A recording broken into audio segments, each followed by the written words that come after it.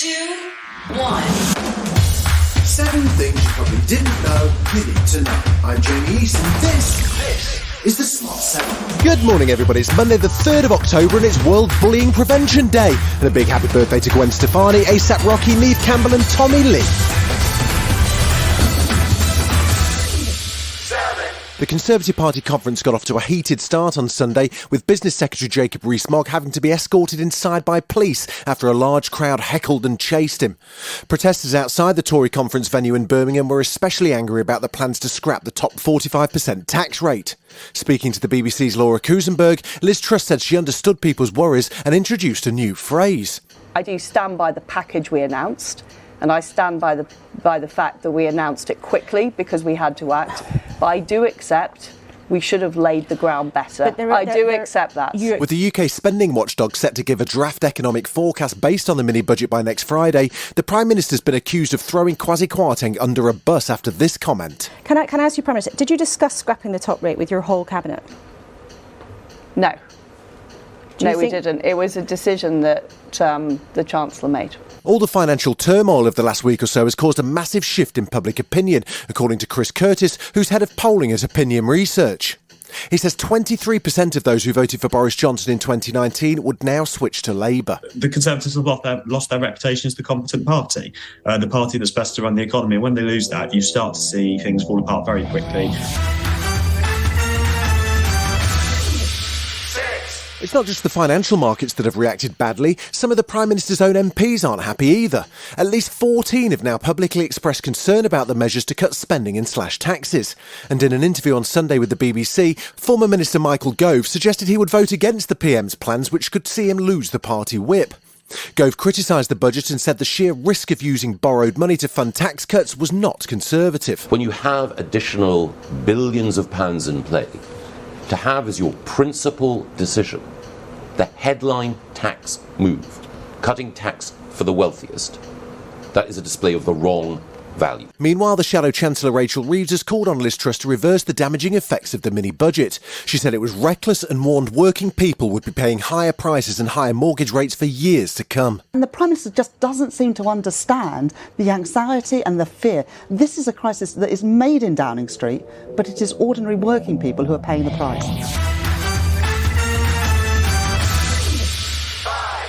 Ukrainian troops have retaken the city of Lyman in eastern Ukraine less than 24 hours after it was annexed by President Putin in a ceremony in Moscow. The move comes as the Ukrainian army continues its counter-offensive in the region and protests against mobilisation continue in Russia. In an online address, President Zelensky criticised Russia for trying to swallow up regions of his country following a series of referendums and said anyone involved in organising the votes will be held accountable. He also made a surprise move on Friday to apply for fast-track NATO membership, which all 30 countries need to approve. In a video on social media, Ukrainian border guards warned mobilised Russian soldiers to surrender or return home in a black plastic bag. Citizens of Russia, your 3-day special military operation has dragged out, and your bunker leader has announced disposal, forgive me, mobilization. But over 7 months of war, you should have realized that we won't give you a single meter of our land.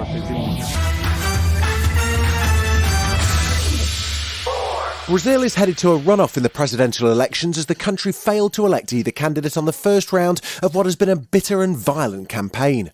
The election results released on Sunday night saw former president and leftist candidate Lula da Silva secure 48.3% of the votes, but he needed to get over half for an outright win.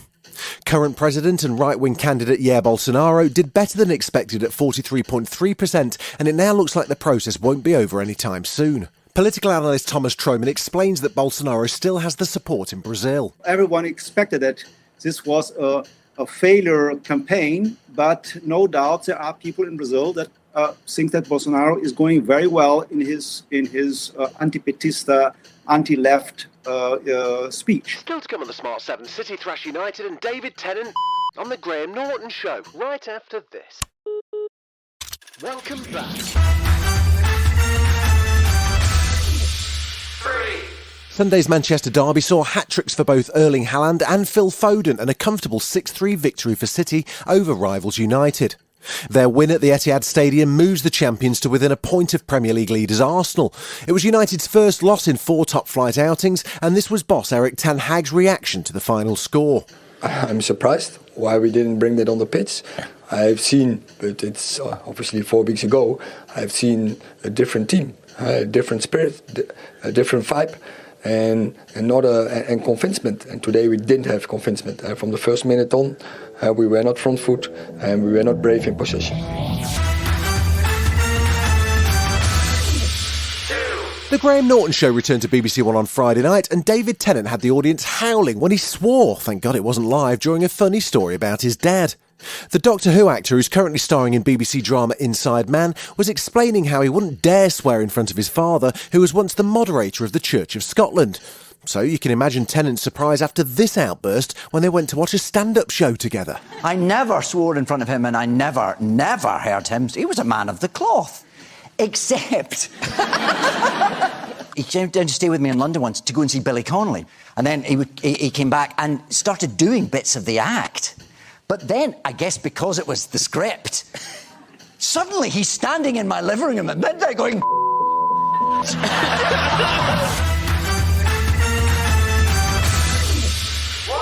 The first trailer for Guillermo del Toro's Cabinet of Curiosities is pretty chilling, to say the least. The filmmaker behind Pan's Labyrinth and The Shape of Water has created a collection of 8 horror stories with names like Graveyard Rats and Dreams in the Witch House. Rupert Grint off of Harry Potter and Back to the Future's Crispin Glover are among a varied cast. It starts streaming on Netflix just in time for Halloween on October the 25th, and if you're into haunted houses and slasher stories, this one's right up your alley. Picture your mind as a cabinet where you lock up your darkest thoughts and deepest fears.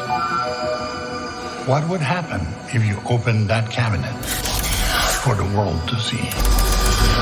We are about to find out. This has been The Smart 7. Wherever you're listening, do us a favour and hit the follow button. We'll be back tomorrow at 7 a.m. Have a great day. Produced and published by Daft Doris.